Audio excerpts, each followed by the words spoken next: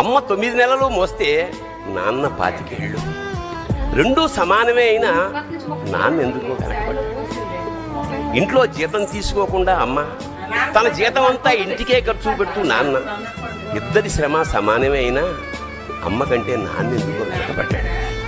ఏది కావాలంటే అది వడ్డీ పెడుతూ అమ్మ, ఏది కావాలంటే అది కొని పెడుతూ నాన్న. ఇద్దరి ప్రేమ సమానమే అయినా నాన్న ఎందుకో బాగా వెనకబడ్డాడు. ఫోన్లోనూ అమ్మ పేరే, దెబ్బ తగిలినప్పుడు అమ్మ అని పిలవడే, అవసరం వచ్చినప్పుడు తప్ప మిగతా అప్పుడు గుర్తురానందుకు నాన్న ఎప్పుడైనా బాధపడ్డా? అమ్మకి అన్నో కొన్నో బంగారు నగలు, నాన్నకి బంగారం అంచున్న పట్టు పంచొకటి.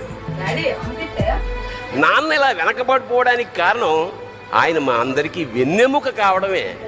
వెన్నెముక వెనక ఉండబట్టే కదా దన్నుగా నిలబడగలుగుతున్నాం. ఇదేనేమో నాన్న వెనకబడిపోవడానికి కారణం.